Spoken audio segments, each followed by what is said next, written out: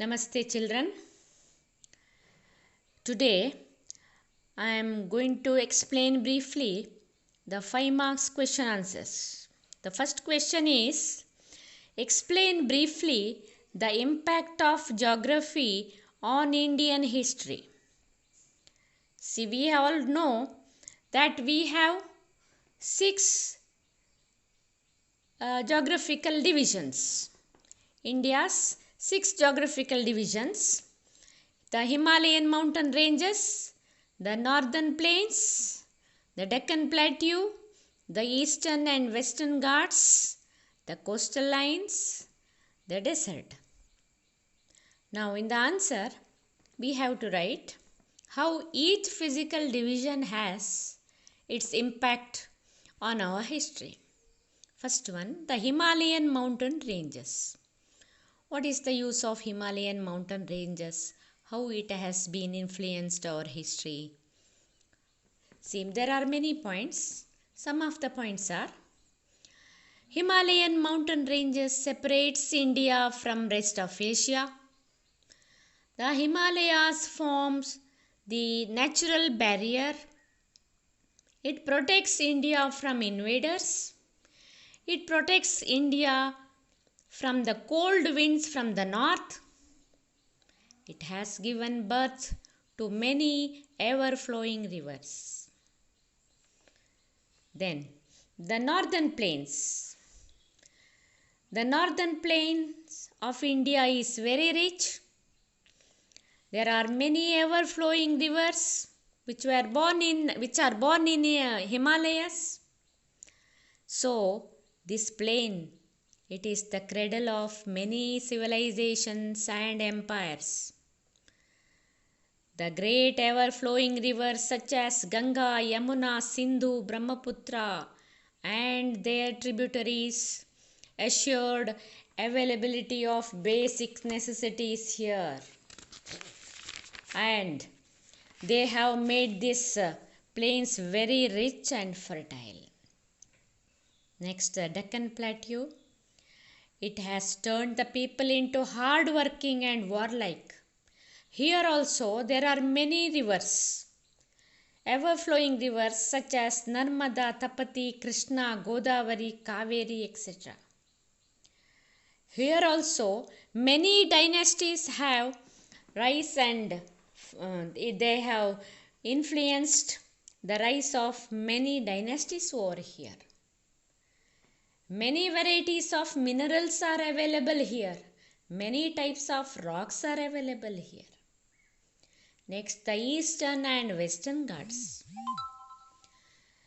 These Ghats have valuable trees and minerals in abundance. They are also responsible for the rainfall which we get. The coastal lines. Eastern coastal line, which is called as Coromandel Coast, and the western coastal line, which is also called as Malabar Coast. They are very long. We have got 7,600 kilometers long coastal lines. There are many ports which help the international trade too. At the same time, foreigners also entered India through these coastal lines. Lastly, the desert. The desert has made the people hardworking and warlike. So, this way the geographical divisions have influenced the Indian history.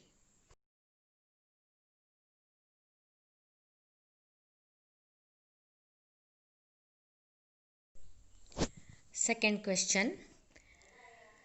ಭಾರತದ ಇತಿಹಾಸದ ವಿಶಿಷ್ಟ ಲಕ್ಷಣಗಳನ್ನು ವಿವರಿಸಿ. ಭಾರತದ ಇತಿಹಾಸದ ವಿಶಿಷ್ಟ ಲಕ್ಷಣಗಳು 7 ಅಂತ ಕೊಟ್ಟಿದ್ದಾರೆ. ಫಸ್ಟ್ ಒನ್, ನಾಗರಿಕತೆ ಮತ್ತು ಸಂಸ್ಕೃತಿಗಳ ನಿರಂತರತೆ. ಸೆಕೆಂಡ್ ಒನ್, ಸ್ತರಬದ್ಧ ವಿಕಾಸ. ಥರ್ಡ್ ಒನ್, ವಿದೇಶಿ ದಾಳಿಗಳು. ಫೋರ್ತ್ ಒನ್, ಪ್ರಬಲ ಮತ್ತು ಸಹಿಷ್ಣುತಾ ಭಾವದ ಹಿಂದೂ ಧರ್ಮ. ಫಿಫ್ತ್ ಒನ್, ಜಗತ್ತಿಗೆ ಕೊಡುಗೆಗಳು. ಸಿಕ್ಸ್ತ್ ಒನ್, ವಿದೇಶಿಯರ ಆಕರ್ಷಣೆಯ ಕೇಂದ್ರವಾದ ಭಾರತ. ಕೊನೆಯದಾಗಿ ವಿವಿಧತೆಯಲ್ಲಿ ಏಕತೆ. ಇದನ್ನು ನೀವು ಆನ್ಸರಲ್ಲಿ ವಿವರಿಸಿ ಬರೀಬೇಕಾಗ್ತದೆ. ಫಸ್ಟ್ ಲಕ್ಷಣ, ಸುರುವಿನ ಲಕ್ಷಣ, ನಾಗರಿಕತೆ ಮತ್ತು ಸಂಸ್ಕೃತಿಗಳ ನಿರಂತರತೆ. ಭಾರತದ ಇತಿಹಾಸವು ವಿಶ್ವದ ಆರಂಭಿಕ ಇತಿಹಾಸಗಳಲ್ಲಿ ಒಂದಿದು. ಎಲ್ಲಿಯೂ ಅಡೆತಡೆಯಿಲ್ಲದೆ ನಿರಂತರವಾಗಿ ಸಾಗಿದಂತಹ ಒಂದು ನಾಗರಿಕತೆ. ಚೈನಾದಂತೆ ಭಾರತದ ನಾಗರಿಕತೆ ಕೂಡ ಸುಮಾರು 4000 ವರ್ಷಗಳ ನಿರಂತರ ಇತಿಹಾಸ, ನಾಗರಿಕತೆ ಮತ್ತು ಸಂಸ್ಕೃತಿಯನ್ನು ಹೊಂದಿದೆ. ಇದು ಒಂದು ಲಕ್ಷಣ. ಎರಡನೆಯ ಲಕ್ಷಣ, ಸ್ತರಬದ್ಧ ವಿಕಾಸ. ಭಾರತದ ನಾಗರಿಕತೆಯು ಕೂಡ ವಿವಿಧ ಹಂತಗಳಲ್ಲಿ, ಸ್ತರಗಳಲ್ಲಿ ಮಾರ್ಪಾಟಿನೊಂದಿಗೆ ಅಭಿವೃದ್ಧಿ ಹೊಂದಿದೆ. ಸಿಂಧೂ ನಾಗರಿಕತೆಯಿಂದ ಸ್ಟಾರ್ಟ್ ಆಗಿ ವೈದಿಕ ನಾಗರಿಕತೆ ಆಯಿತು, ವೇದಿಕ್ ಕಲ್ಚರ್, ವೈದಿಕ ನಾಗರಿಕತೆ. ಆನಂತರ ವೇದ ಸಂಸ್ಕೃತಿಯಿಂದ ಇಸ್ಲಾಂ ಮತ್ತು ಕ್ರಿಶ್ಚಿಯನ್ ಪ್ರಭಾವಕ್ಕೆ ಒಳಗಾದಂಥ ಘಟನಾವಳಿಗಳು ಕೂಡ ನಮ್ಮ ದೇಶದ ಇತಿಹಾಸದಲ್ಲಿ ಕಂಡುಬಂದಿದೆ. ವಿದೇಶಿ ದಾಳಿಗಳು ಮೂರನೇದು. ಭಾರತ, ಅದರಲ್ಲೂ ವಿಶೇಷವಾಗಿ ಉತ್ತರ ಭಾರತ ಮೇಲಿಂದ ಮೇಲೆ ವಿದೇಶಿಯರ ದಾಳಿ ಮತ್ತು ಪ್ರಭಾವಕ್ಕೆ ಒಳಪಟ್ಟಿದೆ. ಗ್ರೀಕರು, ಪರ್ಷಿಯನ್ರು, ಹೂಣರು, ಶಕರು, ಅರಬ್ಬರು, ಟರ್ಕರು, ಕುಶಾನರು, ಅಫ್ಘನರು ಇನ್ನೂ ಮುಂತಾದವರು ಒಳನುಸುಳುವಿನೊಂದಿಗೆ ಭಾರತಕ್ಕೆ ಬಂದು ಅವರ ಪ್ರಭಾವವನ್ನು ಬೀರಿದ್ದಾರೆ. ಇಂಗ್ಲಿಷರು ಕೂಡ ಭಾರತಕ್ಕೆ ಬಂದು ತುಂಬ ಸಮಯ ಭಾರತದ ಮೇಲೆ ಪ್ರಭಾವವನ್ನು ಹೊಂದಿದ್ರು. ನಾಲ್ಕನೆಯದು, ಪ್ರಬಲ ಮತ್ತು ಸಹಿಷ್ಣುತಾ ಭಾವದ ಹಿಂದೂ ಧರ್ಮ.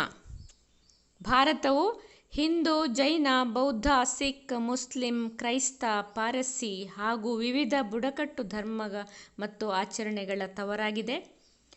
ಭಾರತೀಯರು ವಸುದೈವಕ ಕುಟುಂಬಕಂ ಅಂತ ಹೇಳುವ ಮನೋಭಾವ ಹೊಂದಿದವರು. ಸರ್ವೇ ಜನಾಃ ಸುಖಿನೋ ಭವಂತು ಎಂಬ ತತ್ವದಲ್ಲಿ ನಂಬಿಕೆ ಹೊಂದಿದವರು. ಇದರ ಅರ್ಥ ವಿಶ್ವವೇ ಒಂದು ಕುಟುಂಬ, ಸಮಸ್ತ ಜನರಿಗೂ ಸುಖವಾಗಲಿ ಎಂಬುದಾಗಿದೆ. ಇಲ್ಲಿ ಭಾರತದ ಒಂದು ವಿಶಿಷ್ಟ ಲಕ್ಷಣದಲ್ಲಿ ಅತ್ಯಂತ ಮುಖ್ಯವಾದ ಲಕ್ಷಣ ಇದು. ಯಾಕೆ ಅಂತ ಹೇಳಿದರೆ, ಇದು ಹಿಂದೂ ಧರ್ಮವೇ ಇಲ್ಲಿ ಪ್ರಬಲವಾಗಿದೆ. ಆದರೆ ಬೇರೆ ಧರ್ಮದವರನ್ನು ಸಹಿಷ್ಣುತಾ ಭಾವದಿಂದ ನೋಡುವಂತಹ ಮನೋಧರ್ಮ ಬಹಳ ವಿಶಿಷ್ಟವಾದ ಲಕ್ಷಣಗಳಲ್ಲಿ ಒಂದು ಅಂತೇಳಿ ಹೇಳ್ಬೋದು.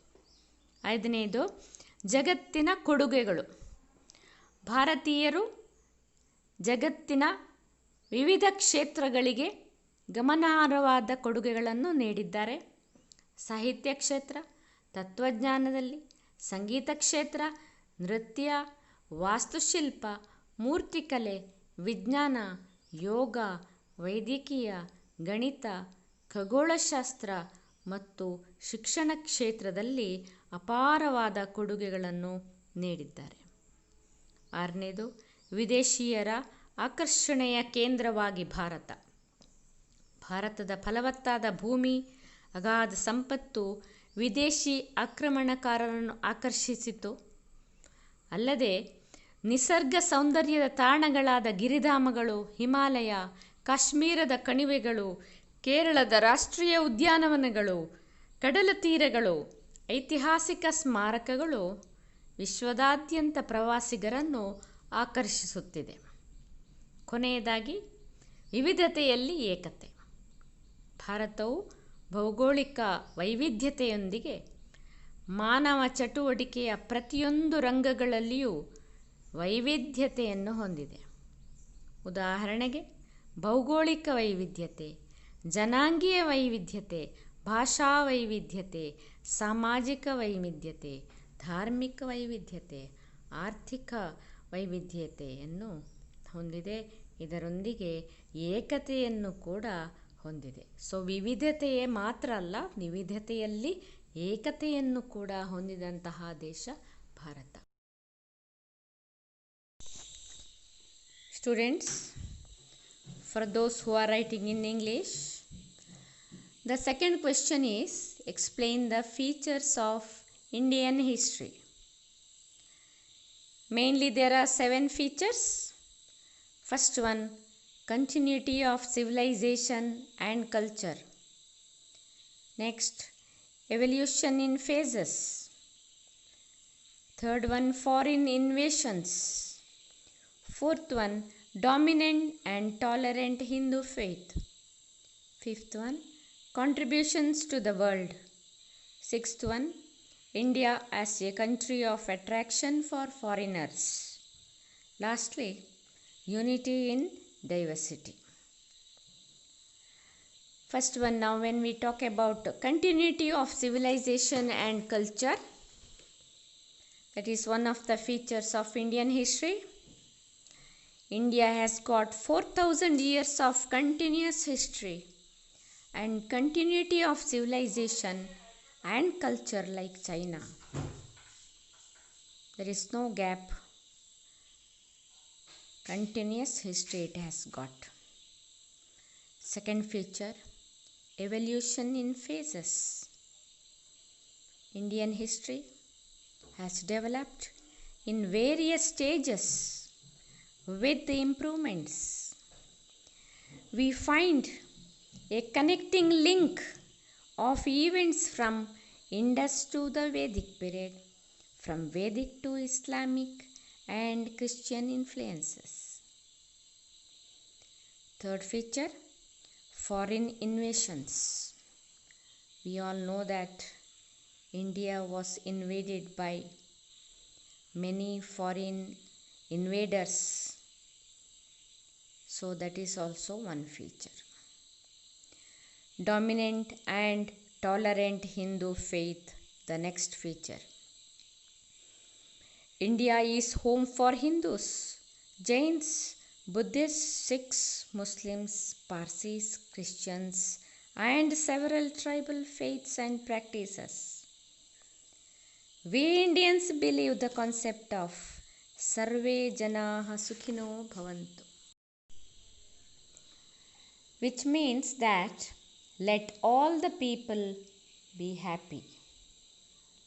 Here, though Hinduism is dominant in India, Indians are tolerant towards all other religions. That is the speciality of Indians. One of the most important features of Indian history. Next feature is contributions to the world. India has contributed immensely in the field of literature, philosophy, science, art, culture, architecture, mathematics, medicine, astronomy, education, etc. UNO has recognized more than 30 Indian historical sites as centers of world heritage. Indian mathematicians have enriched the world with the concept of zero and the decimal system. The ancient universities attracted students from different countries of the world. India was at the height of its intellectual and spiritual glory. Next important feature is unity in diversity.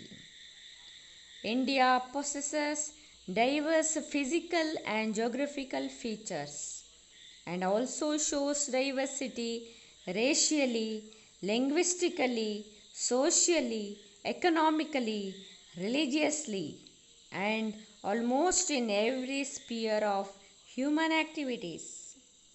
But in spite of all these diversities, there are many unifying forces that have kept India united. Thus, the special features of Indian history mentioned above make us feel very proud of our country. So, this is the answer for the second question. Explain the features of Indian history. ಮೂರನೇ ಪ್ರಶ್ನೆ, ವೈವಿಧ್ಯತೆಯಲ್ಲಿ ಏಕತೆ ಭಾರತದ ಪ್ರಮುಖ ಲಕ್ಷಣ ವಿವರಿಸಿ. ವಿವಿಧತೆಯಲ್ಲಿ ಏಕತೆ. ಭಾರತ ಭೌಗೋಳಿಕ ವೈವಿಧ್ಯತೆಯೊಂದಿಗೆ ಮಾನವ ಚಟುವಟಿಕೆಯ ಪ್ರತಿಯೊಂದು ರಂಗದಲ್ಲಿಯೂ ವೈವಿಧ್ಯತೆಯನ್ನು ಹೊಂದಿದೆ. ವಿವಿಧತೆಯಲ್ಲಿ ಭೌಗೋಳಿಕ ವೈವಿಧ್ಯತೆ ಒಂದು. ಭಾರತದಂತಹ ದೇಶದಲ್ಲಿ ತಂಪಾದ ಸಿಯಾಚಿನ್ ಪ್ಲೇಸ್ ಇದ್ದರೆ, ರಾಜಸ್ಥಾನದ ಮರುಭೂಮಿ ಇದೆ, ಹಿಮದಿಂದ ಆವೃತವಾದ ಹಿಮಾಲಯ ಇದೆ, ಯಾವಾಗಲೂ ಹಸಿರಾಗಿರುವಂತಹ ನಿತ್ಯ ಹರಿದ್ವರ್ಣ ಕಾಡುಗಳಿವೆ, ವಿಶಾಲ ಬಯಲು ಪ್ರದೇಶಗಳಿವೆ, ಪ್ರಸ್ಥಭೂಮಿಗಳಿವೆ, ಕಡಲ ತೀರಗಳಿದೆ. ಹೀಗೆ ವೈವಿಧ್ಯಮಯವಾದ ಸಸ್ಯ ಮತ್ತು ಪ್ರಾಣಿ ಸಂಕುಲಕ್ಕೆ ಎಡೆಮಾಡಿಕೊಟ್ಟಿದೆ. ಸೊ ಭೌಗೋಳಿಕ ವೈವಿಧ್ಯತೆಯು ನಮ್ಮ ದೇಶದಲ್ಲಿ ಇದೆ. ಇನ್ನು ಜನಾಂಗೀಯ ಹಾಗೂ ಭಾಷಾ ವೈವಿಧ್ಯತೆ. ಬೇರೆ ಬೇರೆ ಜನಾಂಗಕ್ಕೆ ಸೇರಿದಂತಹ ಜನರು ನಮ್ಮ ದೇಶದಲ್ಲಿದ್ದಾರೆ. ಹಲವಾರು ಭಾಷೆಗಳು ನಮ್ಮ ದೇಶದಲ್ಲಿ ಇದೆ. ಭಾರತದಲ್ಲಿ 1600ಕ್ಕಿಂತ ಹೆಚ್ಚು ಭಾಷೆಗಳು ಹಾಗೂ ಆಡುಭಾಷೆಗಳು ಬಳಕೆಯಲ್ಲಿವೆ ಅಂತಾರೆ. ನೆಕ್ಸ್ಟ್, ಸಾಮಾಜಿಕ ಮತ್ತು ಧಾರ್ಮಿಕ ವೈವಿಧ್ಯತೆ. ನಮ್ಮ ದೇಶದಲ್ಲಿ ಹಲವು ಧರ್ಮಗಳಿವೆ, ಜಾತಿಗಳಿವೆ, ಪಂಥಗಳಿವೆ, ನಂಬಿಕೆಗಳು, ಪದ್ಧತಿಗಳು, ಜನಾಂಗೀಯ ಪ್ರಭೇದಗಳು ಸಾಮಾಜಿಕ ವ್ಯವಸ್ಥೆಯ ಒಂದು ವಸ್ತು ಸಂಗ್ರಹಾಲಯದಾಗಿದೆ. ಭಾರತವು ಆಹಾರ ಮತ್ತು ಉಡುಗೆ ತೊಡುಗೆಗಳಲ್ಲಿಯೂ ವೈವಿಧ್ಯತೆಯನ್ನು ಹೊಂದಿದೆ. ಭಾರತವು ಮಾತೃ ಮತ್ತು ಪಿತೃಪ್ರಧಾನ ಕುಟುಂಬ ವ್ಯವಸ್ಥೆಗಳೆರಡನ್ನೂ ಹೊಂದಿದೆ. ಏಕಪತ್ನಿತ್ವ ಇದೆ, ಬಹುಪತ್ನಿತ್ವ ಇದೆ. 4 ಮಹಾನ್ ಧರ್ಮಗಳಾದ ಹಿಂದೂ, ಜೈನ, ಬೌದ್ಧ ಮತ್ತು ಸಿಖ್ ಧರ್ಮಗಳು ಈ ನಾಡಿನಲ್ಲಿ ಉದಯಿಸಿದೆ. ಇದಲ್ಲದೆ ಜಗತ್ತಿನ ಇತರ ಪ್ರಮುಖ ಧರ್ಮಗಳಾದ ಕ್ರೈಸ್ತ, ಇಸ್ಲಾಂ, ಯಹೂದಿ, ಪಾರಸಿ ಮತ್ತು ಇವುಗಳ ಪಂಗಡಗಳು ಇಲ್ಲಿ ಸಾಮರಸ್ಯದೊಂದಿಗೆ ಸಹಬಾಳ್ವೆ ನಡೆಸುತ್ತಿವೆ. ಕೊನೆಯದಾಗಿ ಆರ್ಥಿಕ ವೈವಿಧ್ಯತೆ. ಭಾರತದಲ್ಲಿ ಖಂಡಿತವಾಗಿಯೂ ಆರ್ಥಿಕ ಅಸಮಾನತೆ ಕಾಣುತ್ತೇವೆ. ಇಲ್ಲಿ ಸಂಪನ್ಮೂಲಗಳು ಒಂದೇ ರೀತಿಯಾಗಿ ಹಂಚಿಕೆಯಾಗಿಲ್ಲ. ಒಂದೆಡೆ ತುಂಬ ಶ್ರೀಮಂತರಿದ್ದರೆ ಇನ್ನೊಂದೆಡೆ ತೀರಾ ಬಡವರು ಇದ್ದಾರೆ. ಕೆಲವು ಪ್ರದೇಶಗಳು, ಸ್ಥಳಗಳು ಅತ್ಯಂತ ಅಭಿವೃದ್ಧಿ ಹೊಂದಿದ್ದರೆ ಇನ್ನು ಕೆಲವು ಪ್ರದೇಶಗಳು ಬಹಳ ಹಿಂದುಳಿದಿವೆ. ಭಾರತದ ನಗರ ಭಾಗಗಳು ಸಾಕಷ್ಟು ಅಭಿವೃದ್ಧಿ ಹೊಂದಿದ್ದು ಇವುಗಳನ್ನು ಜಗತ್ತಿನ ಯಾವುದೇ ಅಭಿವೃದ್ಧಿ ಹೊಂದಿರುವ ನಗರಕ್ಕೆ ಹೋಲಿಸಬಹುದಾಗಿದೆ. ಆದರೆ ಗ್ರಾಮೀಣ ಭಾರತವು ಹಿಂದುಳಿದಿದೆ. ಇವೆಲ್ಲ ಕೆಲವು ವೈವಿಧ್ಯತೆಗಳು. ಏಕತೆ ವಿಷಯ ಮಾತಾಡಿದರೆ ನಾವು ಪುನಃ ಭೌಗೋಳಿಕ ಏಕತೆ. ಉತ್ತರಕ್ಕೆ ಹಿಮಾಲಯ, ದಕ್ಷಿಣಕ್ಕೆ ಸಾಗರಗಳು ಭಾರತವನ್ನು ಜಗತ್ತಿನ ಇತರ ಪ್ರದೇಶಗಳಿಂದ ಪ್ರತ್ಯೇಕಿಸಿ ಒಂದು ಪ್ರತ್ಯೇಕ ಭೂಭಾಗವಾಗಿ ಮಾಡಿದೆ. ಭೌಗೋಳಿಕವಾಗಿ ಇಲ್ಲಿ ಏಕತೆ ಇದೆ. ಎರಡನೇದು ಆಡಳಿತಾತ್ಮಕ ಏಕತೆ. ಭಾರತದ ಪ್ರಾಚೀನ ಆಡಳಿತ ವ್ಯವಸ್ಥೆಗಳು ಬಹುತೇಕ ಸಮಾನ ಮತ್ತು ಏಕರೂಪದ್ದಾಗಿದ್ದವು. ಇವು ಚಾಣಕ್ಯನ ಅರ್ಥಶಾಸ್ತ್ರದಲ್ಲಿ ಹೊರಹೊಮ್ಮಿವೆ. ಆಳುವವರು, ಆಡಳಿತಗಾರರು, ಅಧಿಕಾರಿಗಳು ರಾಜಕೀಯ ಏಕತೆಯನ್ನು ತರಲು ಪ್ರಯತ್ನಿಸುತ್ತಾರೆ. ಮೌರ್ಯರು, ಗುಪ್ತರು, ರಾಷ್ಟ್ರಕೂಟರು, ಕುಶಾನರು, ವರ್ಧನರು, ಚಾಲುಕ್ಯರು, ಮೊಘಲರು, ಮರಾಠರು ಮುಂತಾದವರು ತಮ್ಮ ರಾಜ್ಯದ ಪ್ರದೇಶಗಳನ್ನು ವಿಸ್ತರಿಸಿ ರಾಜಕೀಯ ಏಕತೆಯನ್ನು ತರಲು ಪ್ರಯತ್ನಿಸಿದ್ದಾರೆ. ಏಕರೂಪದ ಶಿಕ್ಷಣ ಮತ್ತು ಸಾಹಿತ್ಯ. ಪ್ರಾಚೀನ ಭಾರತದಲ್ಲಿ ಏಕರೂಪದ ಶಿಕ್ಷಣ ಇತ್ತು. ಸಂಸ್ಕೃತವನ್ನು ಸಂಪರ್ಕ ಭಾಷೆಯಾಗಿ ಮಾಡಿಕೊಂಡಿದ್ದರು. ಮಧ್ಯಕಾಲೀನ ಭಾರತದಲ್ಲಿ ಪರ್ಷಿಯನ್ ಭಾಷೆಯು ಪ್ರಮುಖ ಪಾತ್ರ ವಹಿಸಿತು. ಬ್ರಿಟಿಷರ ಆಡಳಿತಾವಧಿಯಲ್ಲಿ ಇಂಗ್ಲಿಷ್ ಭಾಷೆಯು ಸಂಪರ್ಕದ ಭಾಷೆಯಾಯಿತು.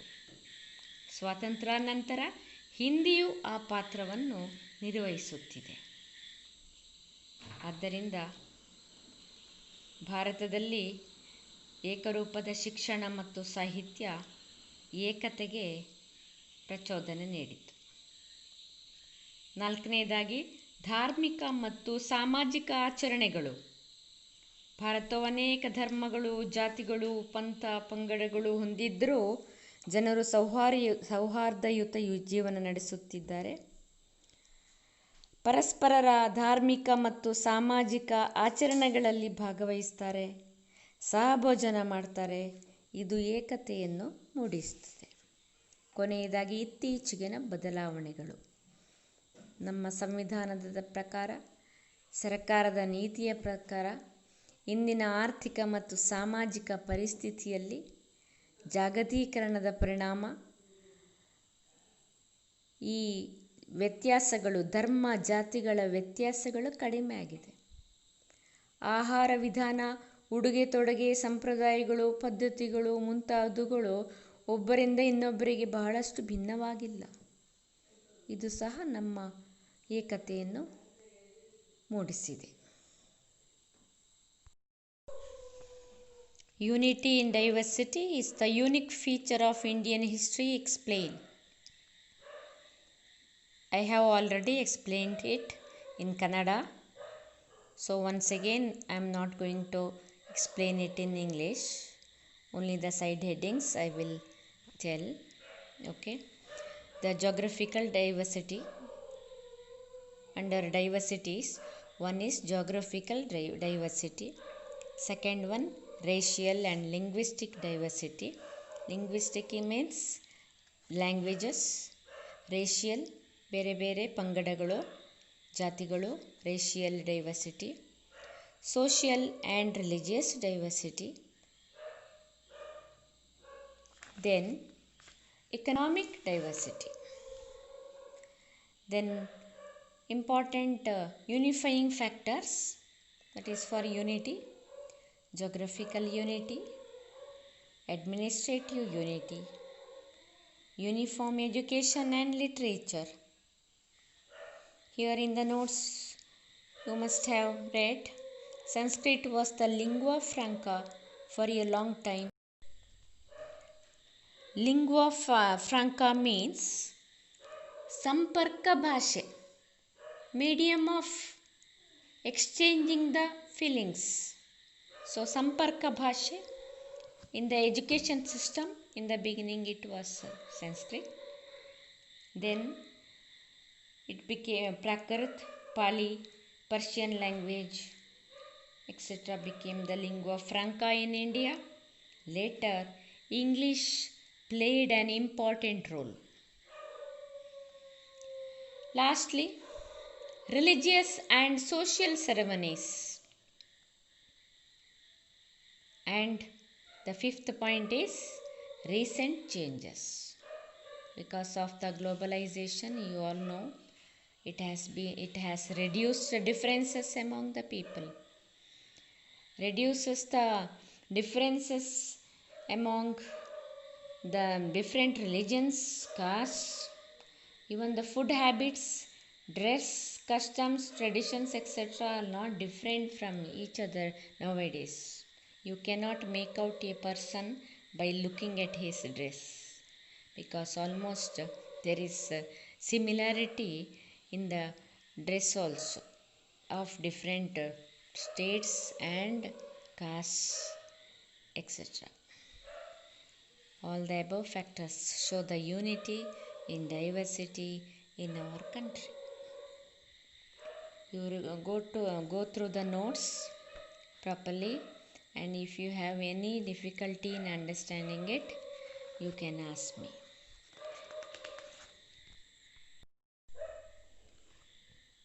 Students, let me discuss now about the sources of history. There are mainly two types of sources. One is archaeological source, second one literary source. Archaeological sources ಪ್ರಾಕ್ತನ ಅಥವಾ ಪುರಾತತ್ವ ಮೂಲಾಧಾರಗಳು. ಪುರಾತತ್ವ, ಪ್ರಾಕ್ತನ, archaeological sources, one side. Next, another type of sources, literary sources, ಸಾಹಿತ್ಯಾಧಾರಗಳು. So you can make out now, one is written source, one is not literary source. It is not written, ಬರಹದ ರೂಪದಲ್ಲಿ ಇರುವಂಥದ್ದು ಅಲ್ಲ, ಪುಸ್ತಕದಲ್ಲಿ ಬರೆದದ್ದಂತೂ ಅಲ್ಲ. ಪುಸ್ತಕದಲ್ಲಿ ಬರೆದಂಥದ್ದು ಸಾಹಿತ್ಯಾಧಾರಗಳು, literary sources. Okay, so only two types of sources. One is archaeological sources, another one literary sources. So under archaeological sources, you have 5 types of sources. First one, excavations, ಉತ್ಖನನಗಳು. Already you have learnt it in the 2 marks questions. ಉತ್ಖನನ ಎಂದರೇನು? ಮೂಲಾಧಾರಗಳನ್ನು ಹೆಕ್ಕಿ ತೆಗೆಯಲು ನಡೆಸುವಂತಹ ಭೂ ಅಗೆತವನ್ನು ಉತ್ಖನನ ಎನ್ನುವರು. So that is excavations. Next, monuments, ಸ್ಮಾರಕಗಳು. Third one, coins, ನಾಣ್ಯಗಳು. The study of coins is called numismatics. Fourth one, paintings, ವರ್ಣಚಿತ್ರಗಳು. ಕೊನೆಯದಾಗಿ inscriptions, ಶಾಸನಗಳು. The study of inscription is called as epigraphy, ಶಾಸನ ಶಾಸ್ತ್ರ. These all come under archaeological sources. Under literary sources, we have 2 types of literary sources. One is indigenous literature, ದೇಶೀಯ ಸಾಹಿತ್ಯ, ನಮ್ಮ ದೇಶದವರು ರಚನೆ ಮಾಡಿದಂಥ ಸಾಹಿತ್ಯ, indigenous literature. Second one, foreign accounts, ವಿದೇಶಿಯರ ಬರವಣಿಗೆ. In your textbook, they have given clearly about excavations, monuments, coins, paintings and inscriptions. They have explained it very well, and I have given you the notes to go through it. And later, about literary sources, in the question answers they have asked about the foreign accounts. That is also given. Different foreign authors' names and the books are also given. Make a list of it. It is already given in the notes. Go through it and go through the indigenous literature too. So, first chapters, different points are discussed here. I think you have understood all the points. This chapter is, though very easy, it is very important from the point of view of 1 mark question, 2 mark questions and also 5 mark questions. Okay, next, in the next class we shall move on to the second chapter.